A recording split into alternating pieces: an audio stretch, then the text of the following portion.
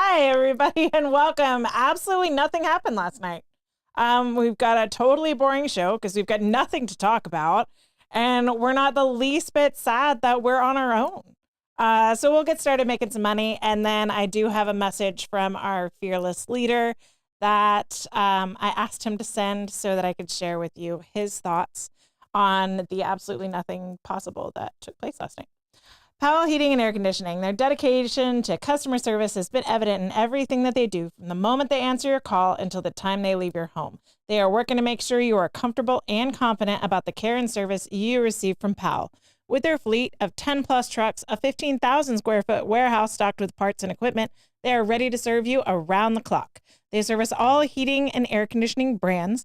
Their emergency service is always open. It's 7 days a week, 24 hours a day, including nights, weekends, and holidays. This is a locally owned business. They have been serving St. Johns County for 39 years. Powell Heating and Air Conditioning. They know what they're doing, and they are the AC company we trust. It's going to get cold, so make sure your heater is up and running before you are left in the cold.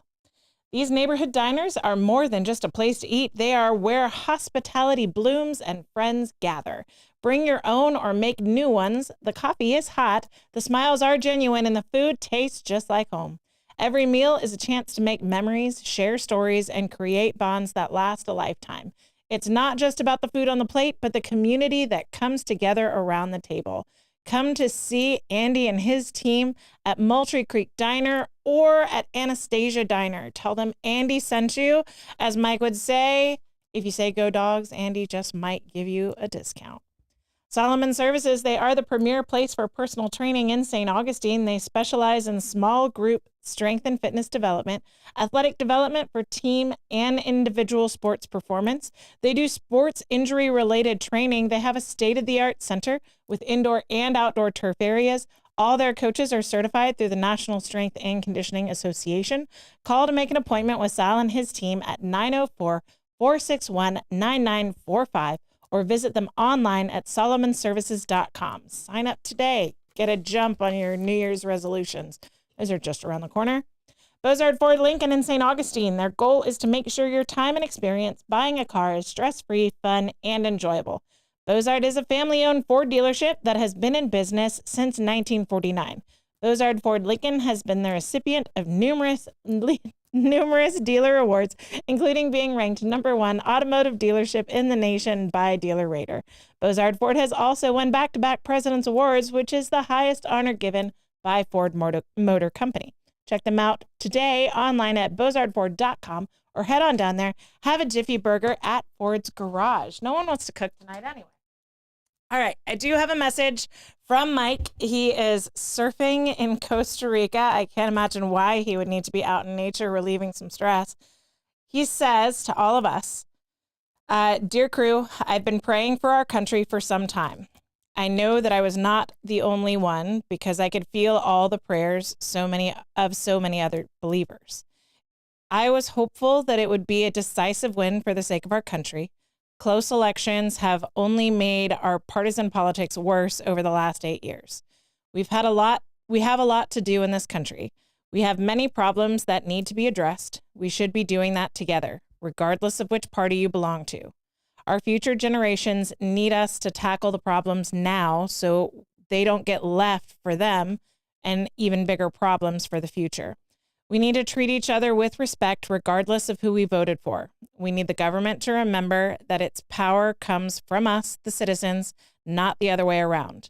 We need a unified America standing for freedom around the world without getting involved in wars. I will not gloat, Mike says, about the results. There is too much work to be done. Mike reminds us he will pray that we come together to make America the shining city on the hill that Ronald Reagan dreamed of. And that's a message from Mike Davis. So I want to bring in our frequent, really regular co-host for Wednesdays. Welcome. Thank you. Yeah, Appreciate it. You're fancy tonight. I'm in my cabinet suit. Yeah, your cabinet suit. I got word from the higher ups that there might be your mic. Oh, I didn't need my mic. Sorry, guys. I was trying to put He's some stuff over up. the polls, I right? am. Yep. So, yeah, I got word from the higher ups that there might be a spot in the cabinet for me. So Yeah. I had to come You prepared, gotta. dress the part, you know? Absolutely. Dress for the job you want, not the job you have. Exactly. All right. So, how did you watch the election results last night? What was your night like last night? Well, if I was dressing for the job I would be in my underwear all day, but No. just a visual for Not everyone. here. Thank you. But so how I watched the polls last night, Mhm. actually, I watched it very differently than I have in the past. Okay. And what I did this time, which I think is going to be the standard moving forward, was I watched YouTube, Okay. live shows on YouTube. Mm-hmm. I watched it with Patrick Bet-David, Yep. Tucker Carlson, and the Tate brothers. Okay. So I That's had an interesting mix. I had all three of those up, one on the laptop, one on the TV, and then I was going back and forth on the TV between Tucker Carlson tonight and Patrick Bet-David's live show. Okay. So, did you have people over? Did you have meals? Did you have drinks? Didn't have Something like people that? over, didn't All have business? meals, didn't have drinks, just a normal night, normal Tuesday night on the couch. And my girlfriend was stressing out, constantly updating the polls. But yeah, it was a good night. It was a fun night. Yeah. So we had my parents came over. We all had a meal together, which was nice. So before everything gets all weird and wonky, we had charcuterie board. My mom made chicken pot pie, and just talking and kind of trying to keep our nerves down. I'm a homeschool mom, so any opportunity for a civics lesson that doesn't require a textbook, I'm all for. So Nice. I found maps. My family and I colored maps throughout the night.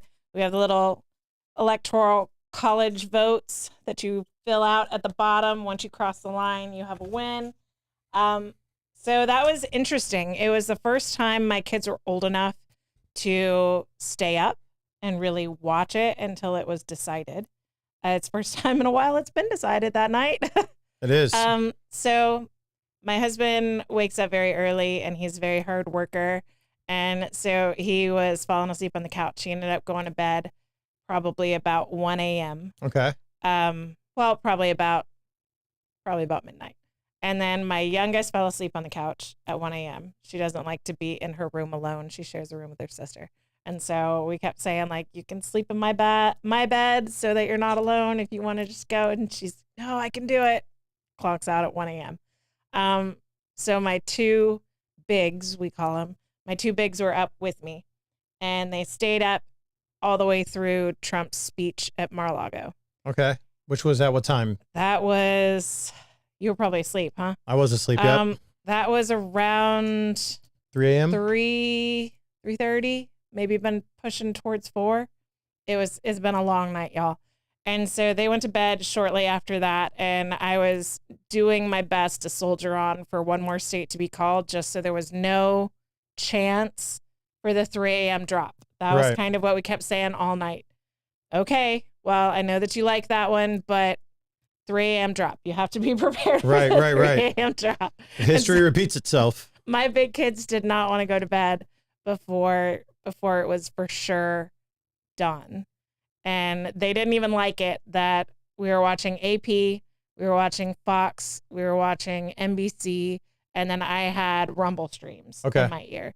So going back and forth between Dan Bongino, the Louder with Crowder crew, and some others. Nice. And so comparing results as they were being reported from different factions. And so it'd be like, okay, well, AP is calling this, but my source hasn't called that yet. And so, we all had our source that we were using as the deciding factor for whether or not we would color in the state on our map. And so no one wanted to believe it before Trump walked out. And they kept like, why isn't he coming out? Why isn't he coming out? I'm like, I think he's waiting for the AP. And come to find out, he was getting calls from world leaders off the stage. And so that's what was delaying him beyond the point that it looked inevitable. It looked like there was no path forward for Kamala Harris. And so that was what we did. And it was a night I'll remember. My kids, with all the craziness and the being overly tired and being silly and jittery, Trump's speech started and it was quiet in the house. And it was one of those moments that I think that we'll remember, having shared that together, and I let them stay up until the sun almost came up. So yeah, they went to bed shortly after Trump spoke, and AP called Pennsylvania, I think, while he was on the stage, and they were like, okay, well, we're good now, right? Yeah. Like Alaska is definitely going to go for Trump after they saw the district in Maine. So that was like the one point that he needed to make Alaska the deciding vote or the deciding push in the Electoral College. And once Maine District 2, I think it was called for Trump, and it was for sure that he was going to have 270, they were like, okay, we can go to bed now. Like I said, I tried to stay up until one more state was called. I don't think I made it. I woke up on the couch about 6 a.m. Nice. I refreshed all of my, I had my laptop out. I had my cell phone out. TV was still on. Refreshed my sources. Okay, another state's called is 277. I think on the AP at 6 a.m. 277, maybe 273. I can't remember.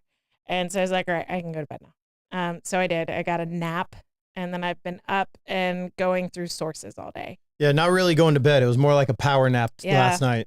It was an appetizer, as we talked about with JV yesterday. Thoughts on Mike's statement about not gloating and working together to move forward?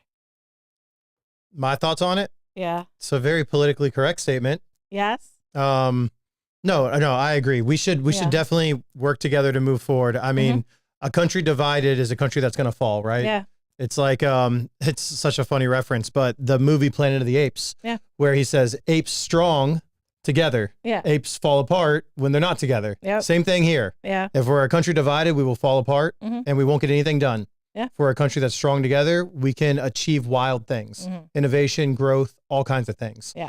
And we have a lot of work ahead of us. I'm very optimistic with the outcome, and I think we're headed in the right path now. I think this was by far the biggest election of my lifetime. Yep. I think we can actually probably avoid World War III now, which I was very concerned about. Yeah.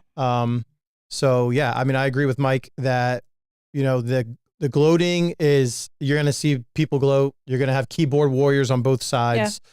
But the important thing is that we stay together, we move forward, don't go kicking your neighbor's signs down or anything like that. Because at the end of the day, we're all Americans and we all want the best for our country. Yeah. I mean, the temptation do you know the word schadenfreude? No, but that can be word of the day. Schadenfreude. That's one word? Yeah. No hyphens? So it's a German word, schadenfreude. Schadenfreude. And it's roughly, I'm going to paraphrase the translation, but it's basically celebrating at the disappointment of your enemy. And so that's basically what gloating is, right? There's an internet term for it, is mining the salt, going through the opposing sides, streams and videos, and kind of laughing at them being upset. And I get that. And I'm not going to say that I haven't had moments of doing that today, but not even my nature. So that's my nature, is kind of it's been a hard season. I need a pressure valve release. I've got to laugh. But I just keep having this voice in the back of my head that isn't mine. It's definitely coming from God. And these are my children and they're hurting. And so as much as I am tempted and have fallen to that temptation a few times about mining the salt of those who are very upset. I mean, there are people that are legitimately hurting today, and I don't want to make light of that, because had it gone the other way, I would be very upset. And having someone laugh in your face when you're very upset is not something you forget very easily. And so I appreciate Mike setting that tone and sending that message, taking a break from his Costa Rican vacation surfing in paradise. I appreciate him setting that tone today. I get it. I get the temptation to go through. I mean, people have said wild things. I mean, they've said wild things this political cycle. I don't remember as many insults being thrown around. And it's from both sides. But I've never heard a president call half the country garbage before. Yeah, ever. And so that was shocking for me. And just being an amateur student of history, that kind of language is dangerous. And I'm glad it didn't win. I'm glad that didn't prevail. So I just have a question. Who do you think the biggest winner was last night? Well, I'll rephrase it. Who do you think had the best night last night? As in, like, person? What person do you think had the best night last night? Elon Musk. Elon Musk? Elon Musk, by far. All right. He gets to, in my opinion, now this is my opinion, I think he is one of the brightest minds that's ever walked the earth. Mm-hmm. And he now has a real opportunity to lead our great nation in innovation into the future for the next 4 years. Yeah. Whereas if it went the other way, I think we would have seen him possibly indicted in jail. Yeah. Yeah. And that's he not, said that on Rogan. and that's not what we want to do. We don't want to suppress the best minds that we have. We want to uplift them and give them opportunity to innovate for us. Yeah. So I think, Trump's been there before. He's been in office. He's, we always say in golf, we have this term, right? Where if you hit a bad shot, you want to hit another one and you always just throw a ball down and go, this is just for the second one. And then it's a perfect shot. Yeah. And we all yell out, second team All-American. So with this being Trump's second go around and him being new to politics the first time, and at that level, he's always dabbled in politics, but at that extreme level, dabbling from the outside and donating from the outside is very different than being in the Oval Office, sleeping in the White House. Yeah, exactly.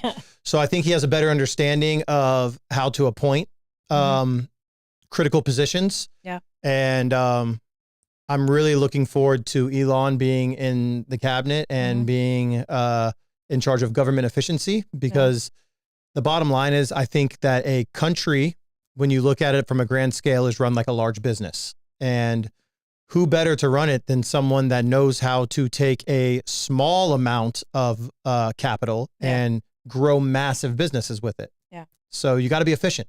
Yeah. You got to trim the fat, as I would say, for lack of a better term, where you can. And, I was listening to Joe Rogan the other day. I forget who he was talking to. But anyways, they were talking about how 90% of people in Washington spend 80% of their time explaining why they should still have their job instead of, because it's a useless job, right? It's waste of taxpayer money. So I'm excited to see how they navigate making our government more efficient. Yeah. I've definitely seen the Office Space memes. Have you ever watched Office Space? Yes, I've seen Office Space before. So you've seen the efficiency experts and you have to go in and interview for your position, basically. I've definitely seen those memes with Elon Musk and Ron Paul faces superimposed over the efficiency experts and so why don't you tell us what you do here? I've seen that. I have a quick question. What was that German word again? Schadenfreude. Schadenfreude. Is it Schadenfreude of me to post funny political memes of Probably Trump falls in that category. dunking on Kamala? Because I'm guilty of posting one. I've done it too. And I did my gloating last night at like 3 a.m. Nobody's perfect, I don't think. We are all humans. But ultimately, I do think that we need to try and be as reconciliatory as reconciliatory. Maybe that's a word. We're throwing a lot of big words around today, y'all. I know. I'm tired, so I'm firing on weird cylinders right now. We need to really try and welcome the people that are hurting and try and let them know, like, whatever you think, whatever your worst nightmare is that you think's about to unfold, we got you. We're not going to let that happen. Like, it's going to be okay. Yeah. Right. And so in my opinion, the guy who had, or the person that had the best night last night was Joe Biden. Okay. Because Joe Biden. I like this take. I like where this is going. Joe Biden, his argument for staying in the race when everyone's pushing back was, I'm the only one that's beaten Trump in a political race. Mm-hmm.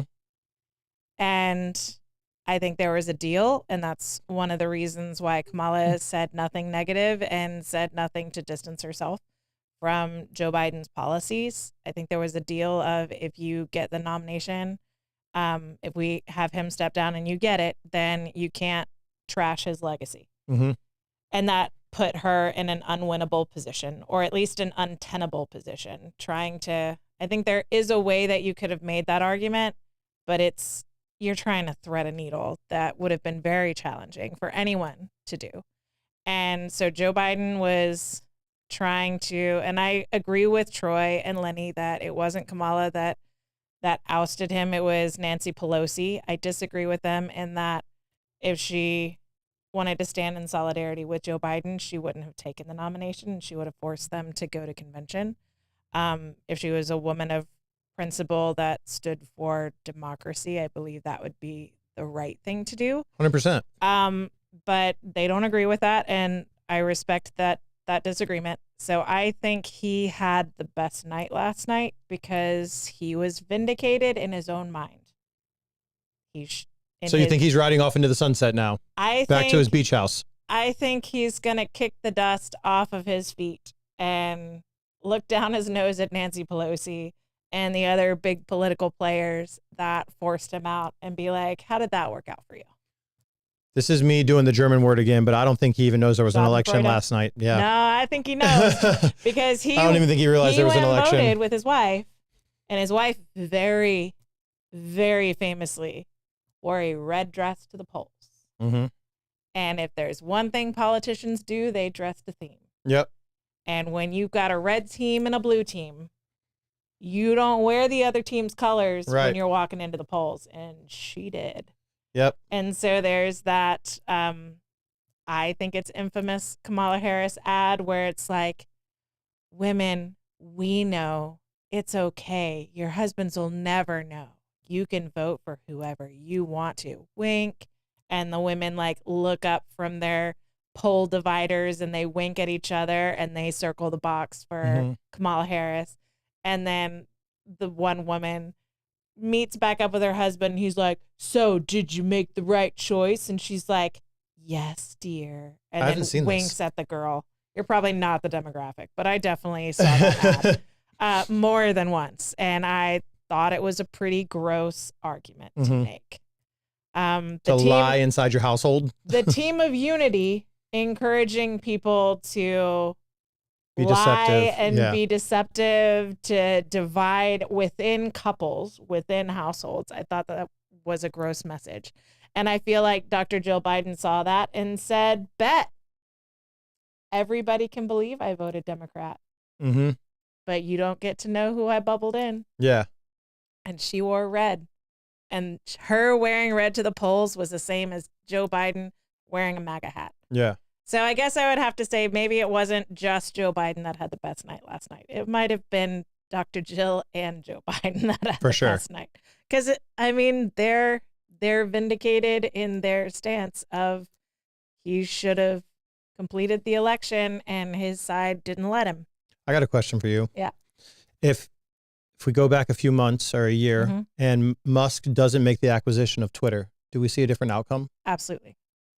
I would agree with you. I think Joe Biden would still be on the ticket because they would have been able to suppress everything that was unsuppressed on X in the past few months. Yep. So, yeah, him buying Twitter and cleaning house the way he did. Because it was not a smart business move for him, and he knew that. He addressed that. He overpaid for it. He said, "I overpaid for it." Joe Rogan, that this was not a moneymaker. This was not a smart business move, but it's a move I felt necessity. I had to do in order to secure the nation. You can't have free and fair elections if you don't have a free press, and that's in our Bill of Rights. And our press, we are learning more and more, and is very evident in the Twitter files that it was not free, and it hasn't been free for a very long time. And until the internet, we didn't know how slanted it was. We didn't. That's another thing. That was my second biggest takeaway from last night, was that I think it's clear now that the independent media is a more reliable source than the legacy media. Okay. And I think moving forward over the next 4 years, we're going to see a drastic change in how the legacy media approaches reporting news. I think that they had, going into this election, they still thought that they were like the big dog. And then, I mean, because Trump came out and he did podcast after podcast after podcast. Yeah, and I've got a list 140 million views on X, 150 million views on X, Rumble, any platform you can think of. X views you have to kind of take with a grain of salt because they're impressions. You do. They are. And it's kind of like Facebook. I mean, Facebook views as not even a second view. So there's a view, there's a 1 second view, and then there's a 5 second view. Right. It's so views on X. I think you kind of have to do a little math in your head, as there needs to be some way to untangle what's an impression and what's a legitimate view. But even if it's a 5 second scroll over, it's feeding the subconscious mind. Absolutely. And I mean, that's what TikTok lives on. They live on feeding the subconscious mind. It's like, oh, if they see it 15 times for 5 seconds, eventually they're going to watch the whole thing, or they're going to click on it. It's not the same spot. It's not the same clip. Right. Exactly. That they're seeing. Exactly. And so even if there's definitely animal behavioral techniques and behavior modification techniques that even if they're not engaging with it, having it on the screen next to something they are engaging with positively, there's an association there. And so, yeah, I get what you're saying. Impressions are still important, even if it's not a full view. So YouTube, I feel like we can take their views a little more, their view counts a little more seriously. But YouTube's also got some shenanigans. They definitely shadow banned the Joe Rogan. They did. And even with hiding it from search results, because I watched it. I'm not a regular viewer of Joe Rogan, but I keep track of who his guests are. And if I think it's a guest that I want to learn more about, or if I'm intrigued by the topic, then I go in. So I'm an infrequent viewer of Joe Rogan. And so I've watched more Joe Rogan in the past 10 days, 11 days than I have in a while. But the Donald Trump interview it was a little disappointing to me, from someone who I wanted to see the McDonald's Trump there. The one that's a little more loose and a little more joking around. I wanted to see that guy, and he was more business. But I think he probably made the better call in that, because it's hard to keep up the McDonald's guy for 3 hours. Right. So it was probably the better call to be more straight talk and serious. The most interesting part of that conversation for me was him addressing what it was like to make all those appointments, how many appointments you have to make. That was the most interesting part for me as well. I think the McDonald's Trump did come out when they started talking about fighting. Yep. So you did get to see like personable, likable Trump in that. So if you watch the full 3 hours, you get to see different sides of him. The Nelk Boys, which you're probably not that familiar with, they're the young guys that Trump goes on their show all the time, the Full Send podcast. Yep. They did a video that they released a week before the election. And my generation saw it, right? 10, 20 million views or whatever, but it was them on Air Force One with Trump, or Trump Force One, I should say. And, they talk about it, and they're just like, hey, like, he had his tie off, he had his feet kicked back. Like, we got to see the actual human being, not the one that's in front of the camera. And they're like, he's just a normal guy. Like, he's just this normal guy that got, has this crazy life, is doing what he thinks is best. And, we get caught up in the person that we see on camera all the time. We don't ever get to see behind the curtains, which is what you kind of say you wanted to see with Joe Rogan more. But I thought that video they did was very interesting, especially for younger men. And if you look at the turnout that young men had in the voting polls this time compared to the previous years, it was staggering difference. Absolutely. And Josh is in the comments. He said the Elon Musk interview with Rogan contributed to the win, as well as JD Vance. I think that dropped yesterday morning. The Elon Musk one did. The Elon Musk one was it Sunday before or Monday? I think it was Monday. It was the day before. Okay. So the day before, and Joe Rogan, when he dropped it, he made his endorsement for Trump. He did. Yeah. Which was wild. Because, I mean, like I said, I'm an infrequent viewer of Joe Rogan, and I have been for years, like years and years. I remember when he hit 1,000 episodes, and I watched that. That was a wild stream, but it was just him with a bunch of buddies, and they were all like stoned out of their gourd and just talking trash. Parks and Recreation or whatever they call themselves. It was Save Our Parks. That's what they call those. It was wild. They drink whiskey. They smoke cigars. They get high. They smoked other stuff too, and that was a wild episode. So I've been watching Rogan for a long time. So I've watched him go from what is this Trump guy running for office? Like he just knew him as the frequent fan of MMA sports. Because they were in the same circles but never spent time together. Right. In MMA. I think our camera might be a little off. So you might want to scoot in a little bit. Oh. So he knew him from Cozy MMA. up. Yeah. I'm not gonna bite. You're not allergic to me, I'm sure. But they weren't friends. And so I've seen him from like, what is this business guy doing? Like running for office. And then he didn't like the rhetoric. And so he was anti-Trump for a long time. And he full on said he would never have him on his show, to then having him on the show all the way up to endorsing him. It's wild to see that progression. You don't see it a lot today. Right. Because without saying, I was wrong about this man, it's saying I was wrong about this man. Well, that shows the character of human being that Joe Rogan is, what type of character he has, because he's always been very in the middle on topics, regardless of what the topic is on his show. And I think that him hosting this show and developing as a person is what allowed him to be able to do that, make that transition, because like you said, I mean, it's crazy. I lost my train of thought, but. Well, I'll ask you a question. So he asked me a question. Who had the best night last night? Who do you think had the worst night last night? The worst night? No, I haven't thought about this. Who had the worst night? Who had the worst night? I mean, the obvious answer is Kamala. Yeah, but I don't think it was her. Because I don't think she really cared to be president that much. I don't know if she did. I don't think she did. I mean, just based on like my interactions with humans and seeing how she was interacting with the whole situation, it didn't seem like she had the worst night. Yeah. Gosh, I don't know. Who do you think? Those? So I want to say the people in the black suits that come in and tell you what to do. I want to say the deep state had the worst night. Yeah. All right. BlackRock, the CEO of BlackRock. I mean, all right.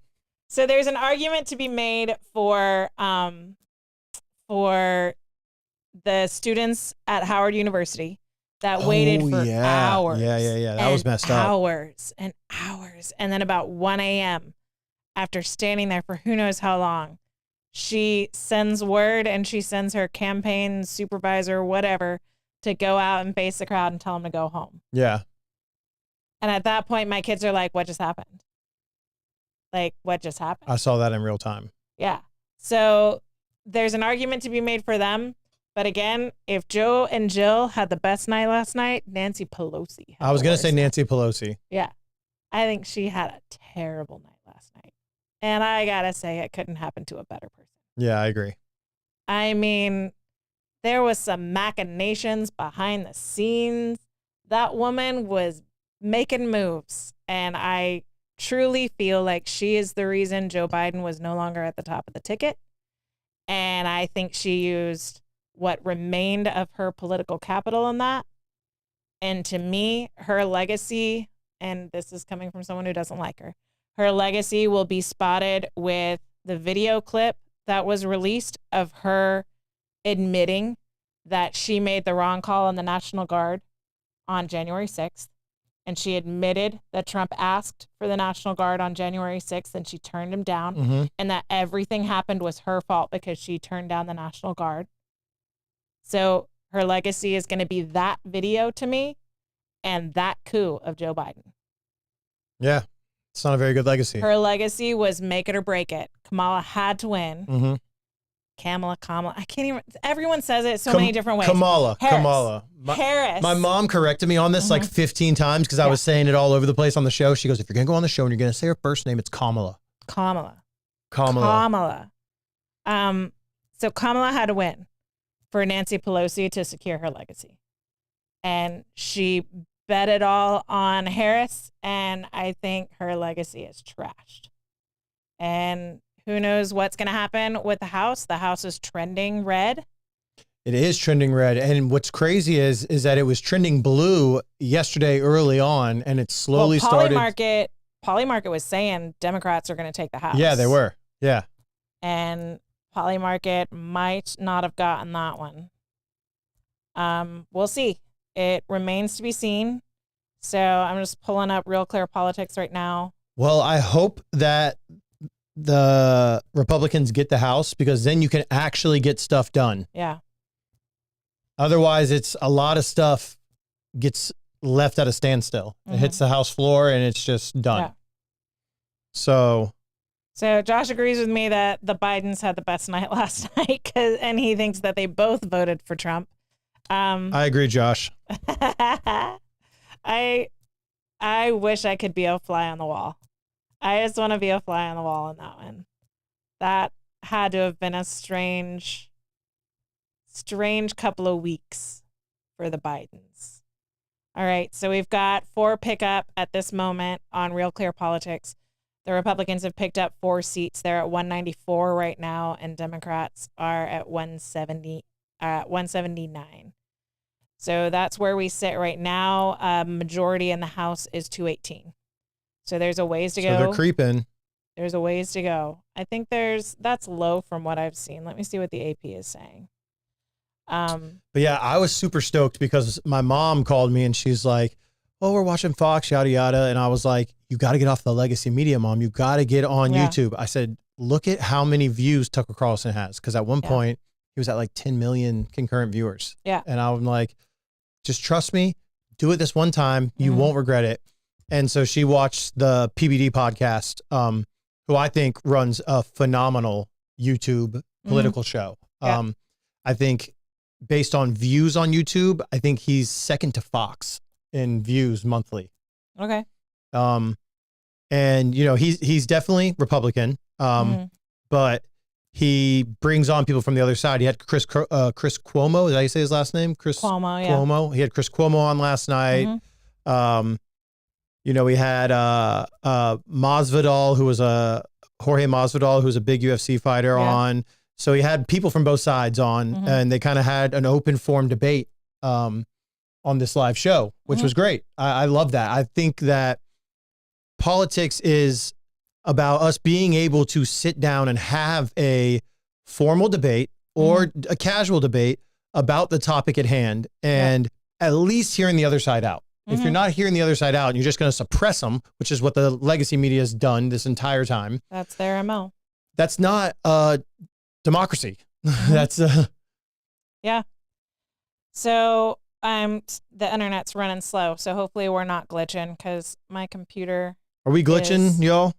Put it in the comments if we're glitching because my computer is running slow. Levi, tell Elizabeth I said hi. I will, Keely. So I do have a couple of other questions. So Trump's win is possibly the biggest comeback in political history? In political history, really? At least in the past 150 years. So only one other president was a 2-term president, and his terms were not consecutive. And that's Grover Cleveland. Yep. So Grover Cleveland lost his initial reelection bid, came back, won his second term after being out of office for 4 years. So now Trump is, here's the thing, like if people had just let Trump do his thing as president and they had worked with him as they have with almost any other candidate that's won the presidential office, then he would have probably been a moderate Republican that would have worked with the neocons, probably would have been way less popular with the more originalist conservative wing of the Republican Party. And he probably would have been a largely irrelevant president if they had just worked with him as normal. Uh-huh. But because they ostracized him and because the neocons tried to come in and tried to exploit his political naivete, and they failed so spectacularly that they got fired and it ruined their careers outside of MSNBC. He has been impeached multiple times, which means he has to go in history books because he's the president that's been impeached the most. Mm-hmm. They went after him with lawfare and have changed laws just so they could try and prosecute him in an area where they thought they could get a conviction regardless of whether they proved their case. Mm-hmm. And they did.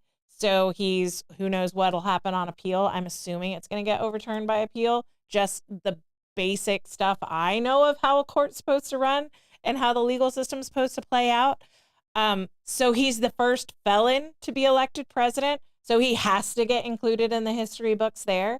And he's the second president that has been reelected in non-consecutive terms. And so by trying to other him to the degree that they have guaranteed that he's going to be more conservative because the left won't work with him. The moderates won't work with him. So the only people that'll work with him are the conservatives. So they pushed him even further to the right than I think he would have been. And they've guaranteed he's going to be in the history books. Yep. And it's wild. They did the exact there's a line from Kung Fu Panda that frequently you meet your destiny on the road to try and avoid it. And that's exactly what they've done. They've tried to avoid him being a noteworthy president, and they've foisted him to be the guy that is mentioned repeatedly in objective history books. Yep. Because you can't not talk about the president, the first felon ever elected president. You cannot talk about the presidents that were impeached when you're having a civics lesson on impeaching a president. You have to mention Trump. You can't, when you're talking about abnormalities in two-term presidents, you're going to talk about Grover Cleveland and Donald Trump. Mm-hmm. Like, they've done the very thing they wanted to avoid. And it's hubris that pushed them into that position. So Trump's win it's very historic for lots of reasons that we've just discussed. Who do you think he owes his victory to the most? Who does he owe it to the most? Yeah. Who do you think helped him the most get reelected? Elon Musk. Elon Musk. I don't even think it's close. Yeah. Yeah, hands down. Hands down, I do. Elon Musk? Yeah. I'm going to say Barron Trump. That's a good call.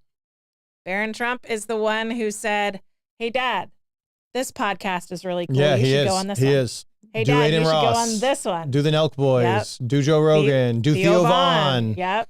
And so Trump standing up after getting shot and yelling, "Fight, fight, fight," Joe Rogan said is the moment that he decided that he had to have Trump on his show. But I think what made it okay in his mind was the Theo Vaughn podcast. Yeah. He said that on and probably a couple of others. He said that. He said, once you did my friend Theo, I knew I had to have you on. Yeah. But here's the thing. If Elon doesn't buy Twitter, doesn't matter what Barron tells him, because none of those podcasts are being seen. You wouldn't get to see it. You wouldn't get to see it. Because YouTube was, and we know that because YouTube was suppressing the search results. Yep. You could only find clips of the Joe Rogan interview with Donald Trump. You could not find the whole interview. You had to go specifically to his channel, and you had to go through his catalog of videos to find it. And even so, it's still the second highest viewed, last I heard, it might be more now, the second highest viewed interview of Joe Rogan's channel. And Joe Rogan is the biggest podcast on the planet, not just in this country, on the planet. And if Trump didn't do 20 podcasts before that, and he did maybe 1 or 2, and then did Joe Rogan, I think we would see 3-4x those views. Yeah, it would definitely be the top. But even that's with YouTube suppression. But because YouTube was suppressing it, and we all knew YouTube was suppressing it because it was video after video after video of people not able to find the interview, and I watched it first because I went to his channel and I found it within minutes of it getting uploaded. And so I saw it before the suppression took place. And then when I heard it was being suppressed, I tried to search it. Now, I had already seen the video, so it should have been in my history. It should have popped up in a recently viewed. It did not. And if you hadn't finished it, it should have popped up right there, continue watching, right at the top. Yes, and it didn't. And I don't know if I watched it to the very bitter end when the screen went black or if there was a couple of seconds left, but it should have popped up first because I had watched the video and it did not. So, and I tried searching it a couple of different ways because I was trying to send it to someone who couldn't find it. Right. And I was like, I've watched it.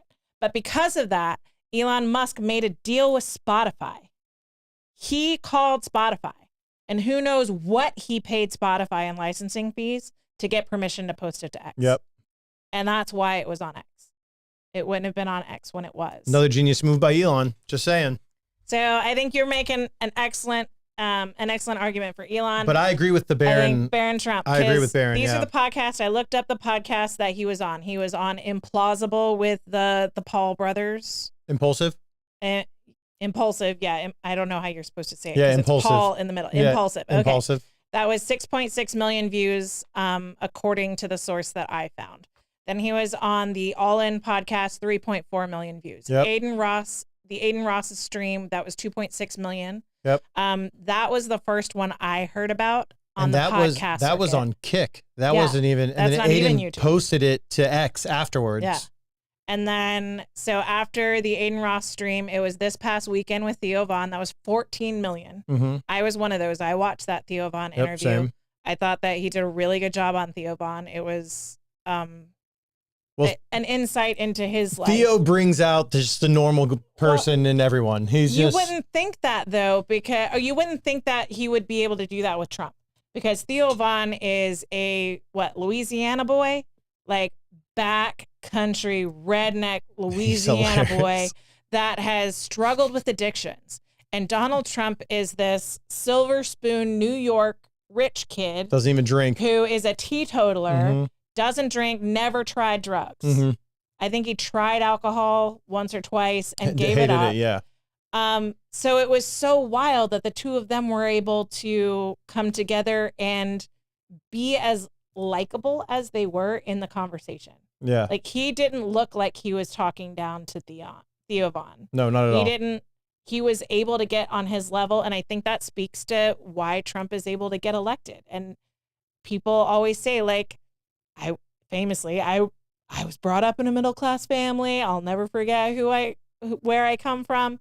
And that's a dig on the fact that Trump is a silver spoon rich kid from New York. That's what that attack is. And he obviously can talk to people that don't have the same background that he has. Well, Just because you're born in a penthouse doesn't mean you can only talk to people in a penthouse. he's not a politician. He's not used to reading off teleprompters. He wasn't trained to speak politically correct. He's just a guy. Yeah. And so he just went in there and was talking to Theo like another guy would talk to him. And he's a developer. And so he has to talk to construction workers all the time. And like supply yard guys that deal in concrete and lumber supply. Like, he basically built Manhattan. Yeah. Or rebuilt it. And and the labor unions there are run by the mob and some hard-nosed street guys. But the ones that are actually doing the work, I mean, and it's not just New York, because you see videos of him interacting with caddies in Florida. Yep. So he can talk with caddies in Florida, which are largely like college kids. Yep. Just trying to make some money, right? And he can talk to those kids. He can talk to construction workers, like the famous garbage truck situation. So I thought that was a really good podcast for him, and the numbers prove that. That's 14 million.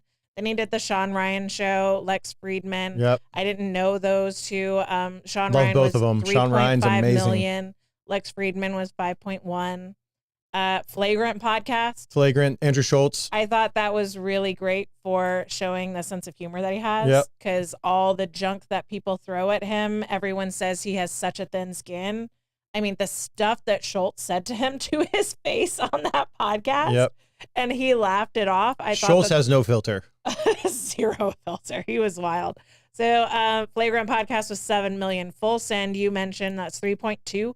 Bussin' with the Boys was 420,000. Yep. PBD's podcast was 2.7. Yep. Dan Bongino is 2.8. Maintaining with Tyrese was 1.1. Tyrese is the co-host with Gutfeld, I think, on Fox. 6 Feet Under with Mark Callett. Correct me if I'm wrong on Tyrese. 6 Feet Under. Was it Tyrese? Was it the actor Tyrese, or was it? I'll look that one up. 6 Feet Under with Mark Calloway was 708,000, and then Joe Rogan at publication of the source I found was 37.8 million. I think it's more than that now. So, and Josh brought up a good point too. He's like, JD doing the podcast, he was an amazing candidate for that as well, because JD went through another addiction. guy that can just go there and speak on podcasts as well. Here's the wild part about JD Vance being on Theo Von and Joe Rogan for me. Is the immediate response to JD Vance's announcement as vice presidential nominee was, he's weird. He's weird. This guy's weird. You watch him on Theo Von and Joe Rogan, he's the most normal dude. Yep.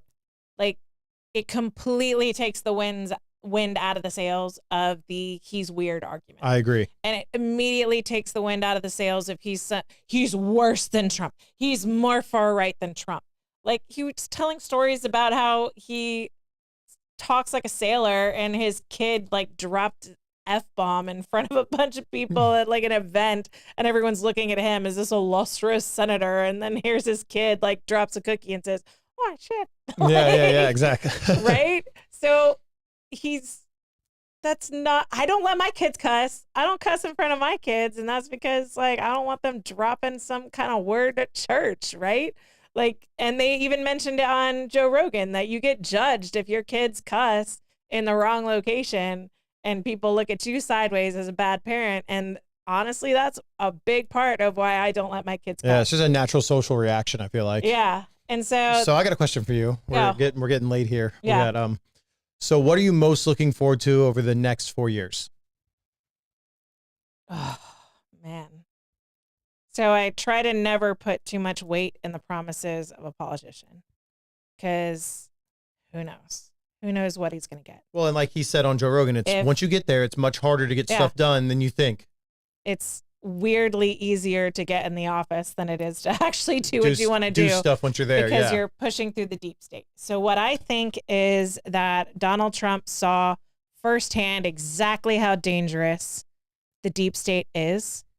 And if he, Ron Paul, and Elon Musk wipe even a fraction of that out, if they just get enough that they can replace it with people that can do the rest of the cleaning out, then that's what I want.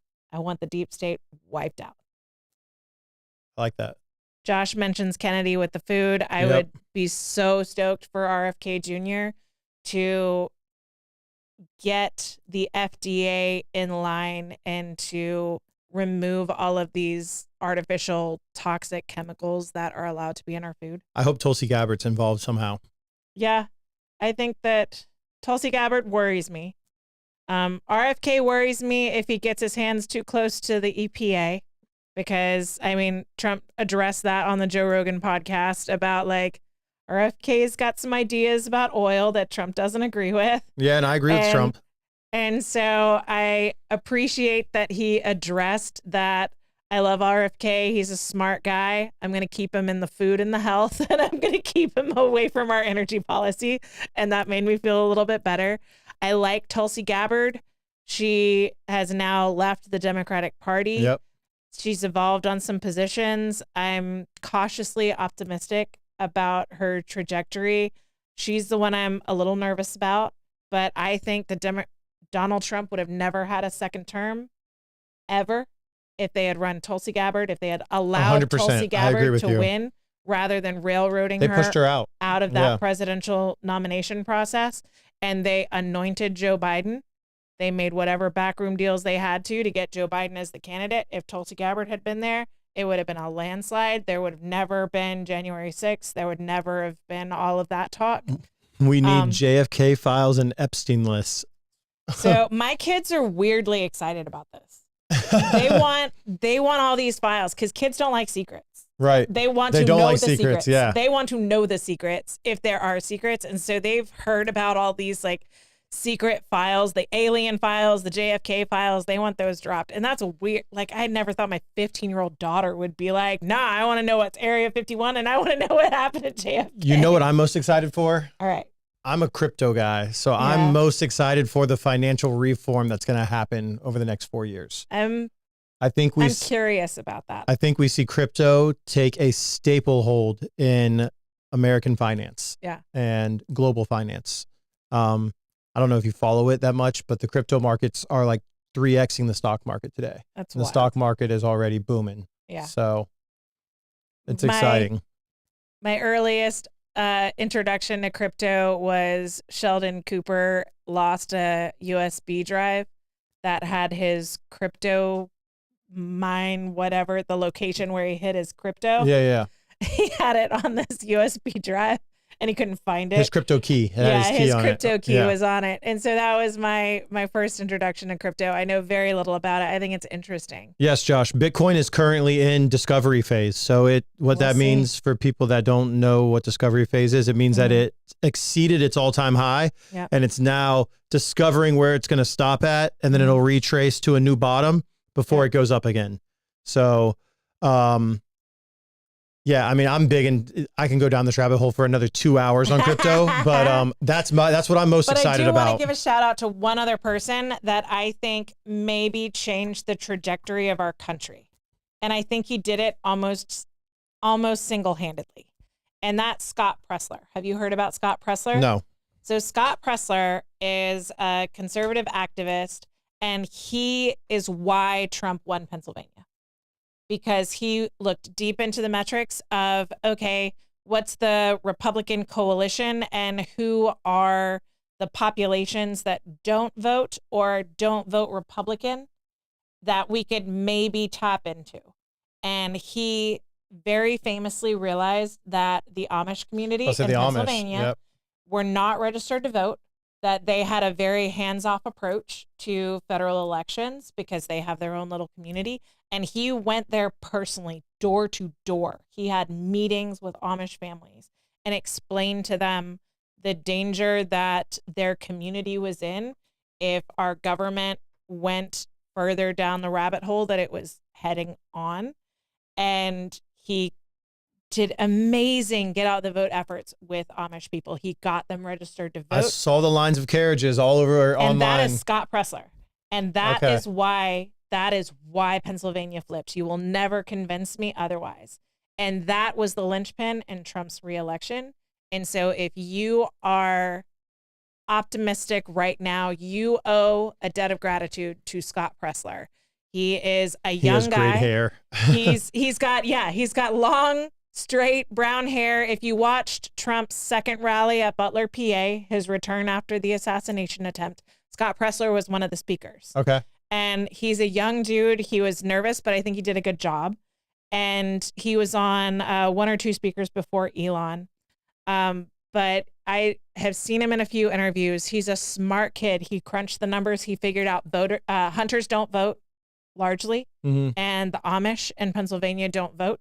And those are two populations in Pennsylvania that he did the math that could swing it. And so he picked up his life and he moved to Pennsylvania. And he has spent months in Pennsylvania talking to Amish families, convincing them that it was in their best interest to vote in this election, got them registered. He went to hunters organizations and made the case that their rights to hunt and provide for their family with organic, wild meat was in danger if they didn't get registered and get politically active. And that flipped Pennsylvania. So if you are happy about the election results, you need to find Scott Presler on social media and thank him, because I'm looking forward to this Trump walkout for the next UFC event. It's in just get this. It's next weekend, not this weekend, but next weekend. It's in New York City. And it's the next UFC pay-per-view event. I'm waiting for Trump, Dana, and Elon to walk out of that event. That's going to be wild. It's going to be wild. It's going to be epic. The first time, do you think that'll be the first time that Joe Rogan and Trump see each other again since Probably, yeah. It probably since will the be. endorsement? Yep. Dude, that's wild. I never thought I would see Joe Rogan endorse Donald Trump. I've watched Joe Rogan a lot, and honestly, he was such an anti-Trump guy, even though the things that he said he cared about largely were better suited under a Trump administration. I just never saw him making that endorsement, like really doing it. And it gives me hope that we might be able to reconcile the disparate factions in our country. Yep. For Joe Rogan to go so far from being a never Trumper to fully endorsing Donald Trump and the coalition that Donald Trump has put together for this next administration, I am cautiously optimistic. I am nervous about, Josh pointed out, the next few months are going to be wild. They are. I desperately don't want Kamala Harris to be the first female president. I have my own reasons for that. As a woman, I just want the first female president to be better spoken and to have a more clear history of achievement and a better background of success than Kamala Harris. And I was very afraid that if the election didn't go to Trump, that Joe Biden would step aside so that his legacy could include the first female president. Mm-hmm. And he's got a couple of months to do that.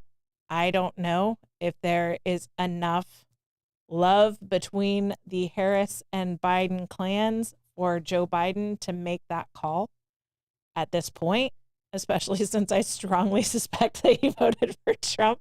I don't know that he wants Harris to be the first female president anymore. So that is a concern of mine. I think that security for Donald Trump is going to be very dangerous. Kamala Harris's concession speech, I highly encourage you to watch it. I think that if she had spoken for the past 3 months that she did at that concession speech, this election would be different. Trump would have lost. If the Harris that gave that speech campaigned for the past 3 months, we would not have President-elect Trump right now. She was well-spoken. She was articulate. She was authentic. And she was actually had a message of hope and reconciliation. And that was the closest I've seen to her having a genuine message of unity. If you haven't seen it, I highly encourage you to watch it. Do you think that that's because the people that lead the Democratic Party didn't write this speech for her and they were just like, Possibly. go do your thing? Possibly. They just didn't care anymore. They're like, just go do your thing, whatever. It's your concession speech. Maybe there was someone that was on her campaign staff that really does see a need for the country to reconcile. And they said, okay, I got this. And they wrote the speech. Maybe she did. I hope she did. I hope that was her message from the heart. But somebody had a message of reconciliation. Yeah. And whether that was her writing it down, they almost never write their own speeches. So I don't know. Whoever wrote that speech, I commend you and I thank you. I think that was an excellent speech and what the country needed. Awesome. Well, I'm looking forward to the next 4 years. We got to get through these next few months first, though, like you said. I'm nervous about the next few months. I'm nervous about the House. I want and I've said from the beginning, whoever wins, I want the Electoral College and the popular vote to be for the same person. So I'm nervous to see the final count on the popular vote. I hope that it stays. I hope it stays with the Electoral College just because I don't want that argument for the next 4 years. Right. I think the country is more peaceful if they both land on the same candidate. And I hope that's what we get. I think that's what we'll get. So I'm going to pray for peace. I'm going to pray for reconciliation. Regardless of how you voted, just know that I love you and I'm sorry you're hurting if you are. So just know I'm sending you a hug through the camera because I know what it's like to lose and I know what it's like to be afraid about the next 4 years. And so it's all love for me. And I hope you didn't feel attacked or feel like we were gloating too much in this conversation. I don't think we did. I think we honored Mike's wishes as much as we could. We do typically. Yeah, it's fine. We We're typically good. go a little bit rogue. I don't think we went too Listen, far to this. for anyone that's struggling with it, just remember Yeah. Trump was already president for 4 years, Yep. and you made it through then, you'll make it through it now. So Yeah. We got this. We'll get through it together. I hope groceries are cheaper. Bye, guys. see you guys.